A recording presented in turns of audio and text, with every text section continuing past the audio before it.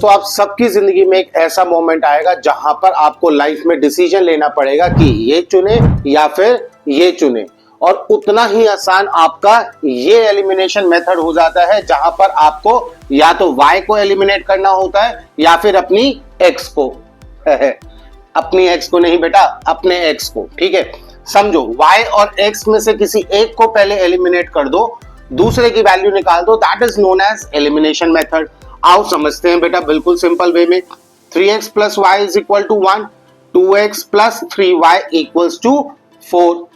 अब पूरी first term को, फर्स्ट इक्वेशन को x के कोफिशिएंट से मल्टीप्लाई कर दो और सेकंड टर्म को, सेकंड इक्वेशन को फर्स्ट इक्वेशन के x के कोफिशिएंट यानी कि 3 से मल्टीप्लाई कर दो पूरी इक्वेशन को।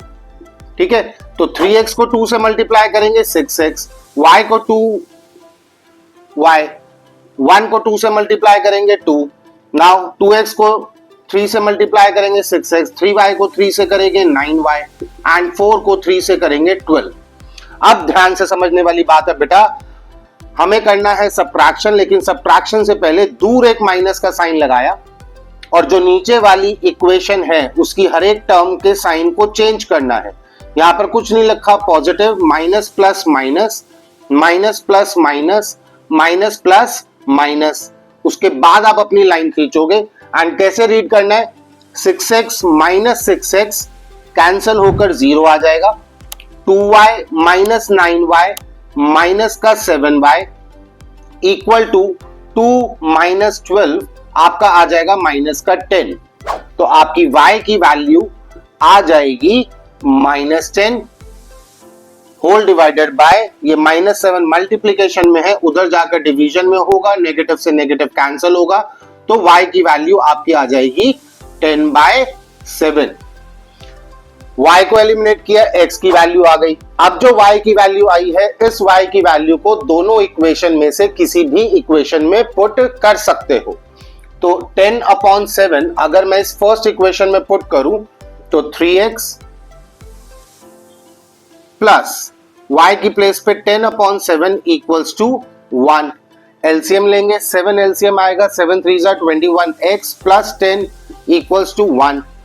7 क्रॉस मल्टीप्लाई होकर उधर चला जाएगा, 21x plus 10। Now 21x is equal to 7, 10 positive का उधर जाकर negative, 21x is equal to -3, x is equal to -3, 21 multiplication में है, डिवीजन में जाएगा, रिड्यूस होगा, तो x की वैल्यू आ जाएगी -1/7। ठीक है, तो ये हमने क्या किया, y को सबसे पहले किसको एलिमिनेट किया, x को एलिमिनेट किया, y की वैल्यू निकाली। y की वैल्यू को आप फर्स्ट और सेकंड किसी भी इक्वेशन में पुट कर सकते हो, वहां से आपको x मिल जाएगा। और यहां पर आप चाहते तो पहले y को भी एलिमिनेट कर सकते हो।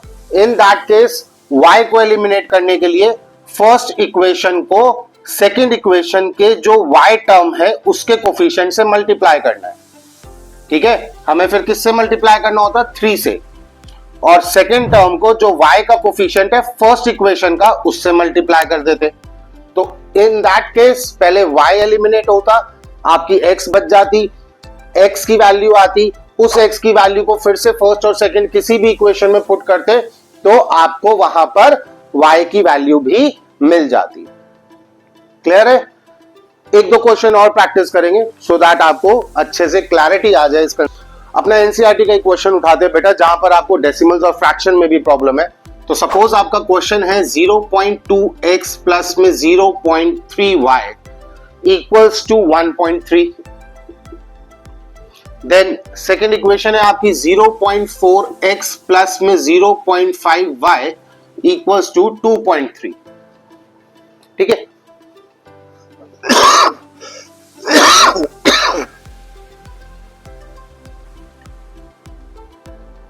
अब देखो कंसेप्ट क्या कहता है, अगर हमें x एलिमिनेट करना है तो फर्स्ट इक्वेशन को सेकंड इक्वेशन के x के कोफिशिएंट से मल्टीप्लाई कर दो और सेकंड इक्वेशन को फर्स्ट इक्वेशन के x के कोफिशिएंट से मल्टीप्लाई कर दो। बट डेसिमल्स में करेंगे तो अगेन कॉम्प्लिकेटेड कैलकुलेशंस हो जाएगी। तो पहले इसको थोड़ा सा सिंप्लीफाई बनाते हैं। कैसे? कि बेटा 0.2x था, अगर मैं डेसिमल हटाऊं तो मेरा नीचे आ जाएगा 10।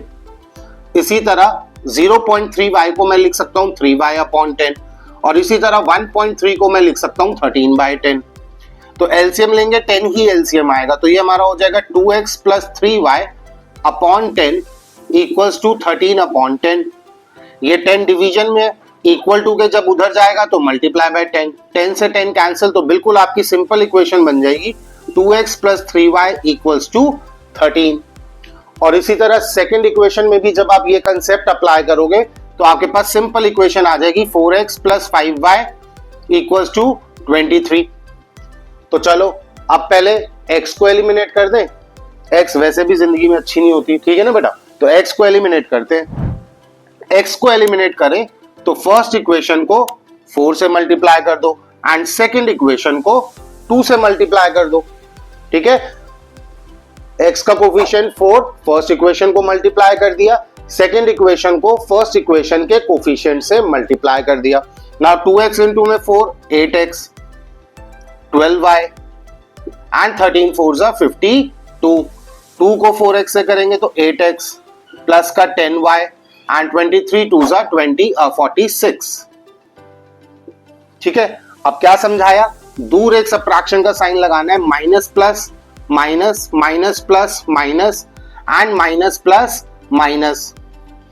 8x माइनस 8x 0 आ जाएगा, 12y माइनस का 10y 2y आ जाएगा पॉजिटिव का, एंड 52 माइनस 46 पॉजिटिव का 6 आ जाएगा। तो यहां से आपको y की वैल्यू मिल जाएगी बेटा 3। y की वैल्यू 3 मिली।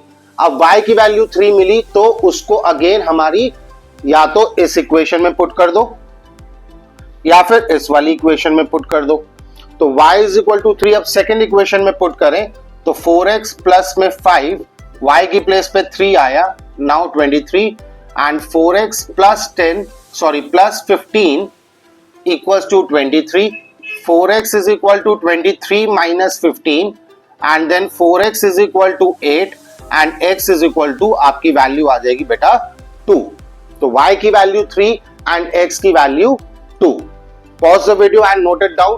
इसके बाद फटाफट से एक क्वेश्चन और करेंगे, तो आई होप आपको एलिमिनेशन का कंसेप्ट बिल्कुल अच्छे से क्लियर हो जाएगा। बेटा फ्रैक्शन का देखते हैं, ठीक है। फ्रैक्शन का क्वेश्चन आता है हमारे पास 3x upon 2 minus 5y upon 3 equals to में -2 एंड दूसरी इक्वेशन बन जाती है x बाय 3 प्लस का y अपॉन 2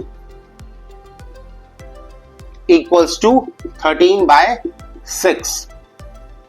तो बच्चों दोनों इक्वेशन को पहले थोड़ा सा सिंप्लीफाई करें। कैसे करना है कि डिनोमिनेटर खत्म कर दो, कि हमारा इक्वेशन जो है वो बिल्कुल न्यूमरेटर में रहे, डिनोमिनेटर से वैल्यूज खत्म हो जाए।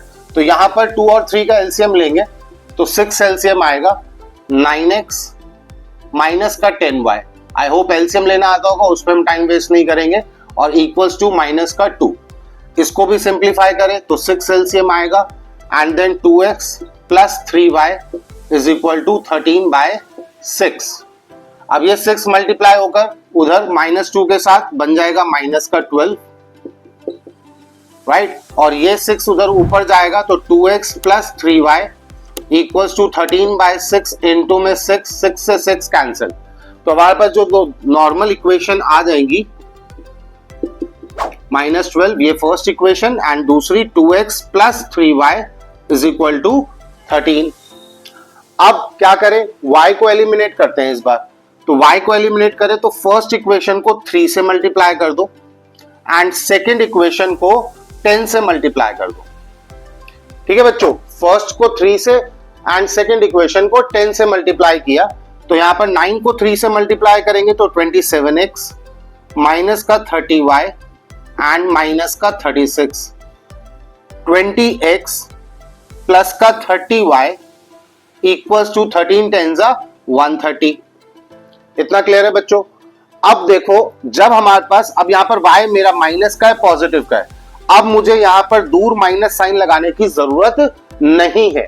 पिछले दोनों क्वेश्चंस में आपने देखा कि दोनों वैल्यूज पॉजिटिव थी, हम x को एलिमिनेट कर रहे थे, दोनों वैल्यू पॉजिटिव थी, हमें सब्ट्रैक्ट करना था, तो एक वैल्यू पॉजिटिव रही और एक नेगेटिव, सो दैट हम उसको कैंसिल कर सके।